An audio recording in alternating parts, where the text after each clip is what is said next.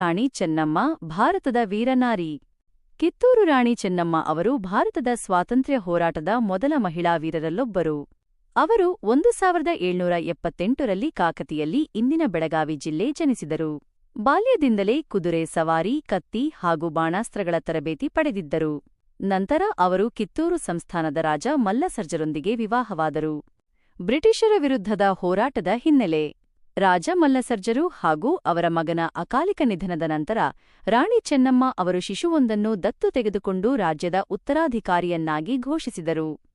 ಆದರೆ British East India ಕಂಪನಿಯು ದತ್ತು ಮಕ್ಕಳಿಗೆ ಹಕ್ಕಿಲ್ಲ, ಡಾಕ್ಟ್ರಿನ್ ಆಫ್ ಲ್ಯಾಪ್ಸ್ ಎಂಬ ನೀತಿಯನ್ನು ಮುಂದಿಟ್ಟುಕೊಂಡು ಕಿತ್ತೂರನ್ನು ವಶಪಡಿಸಿಕೊಳ್ಳಲು ಯತ್ನಿಸಿತು. ಯುದ್ಧ ಮತ್ತು ಶೌರ್ಯ.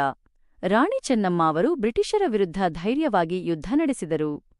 1824ರಲ್ಲಿ ನಡೆದ ಕಿತ್ತೂರು ಯುದ್ಧದಲ್ಲಿ ಅವರು ತಮ್ಮ ಸೇನೆಯೊಂದಿಗೆ ಬ್ರಿಟಿಷರಿಗೆ ತೀವ್ರ ಪ್ರತಿರೋಧ ನೀಡಿದರು. ಪ್ರಾರಂಭದಲ್ಲಿ ಬ್ರಿಟಿಷರು ಸೋತರೂ ನಂತರ ದೊಡ್ಡ ಸೇನೆಯೊಂದಿಗೆ ಮರಳಿ ಬಂದು ರಾಣಿಯನ್ನು ಬಂಧಿಸಿದರು. ಪರಂಪರೆ. ಬಂಧನದಲ್ಲಿದ್ದರೂ ಅವರ ಧೈರ್ಯ ಮತ್ತು ದೇಶಪ್ರೇಮ ಇಂದಿಗೂ ಜನರಿಗೆ ಪ್ರೇರಣೆ ನೀಡುತ್ತದೆ. ಕಿತ್ತೂರು ರಾಣಿ ಚೆನ್ನಮ್ಮ ಅವರು ಭಾರತೀಯ ಸ್ವಾತಂತ್ರ್ಯ ಹೋರಾಟದ ಮೊದಲ ಮಹಿಳಾ ಯೋಧಿಯಾಗಿ ಇತಿಹಾಸದಲ್ಲಿ ಅಮರರಾಗಿದ್ದಾರೆ.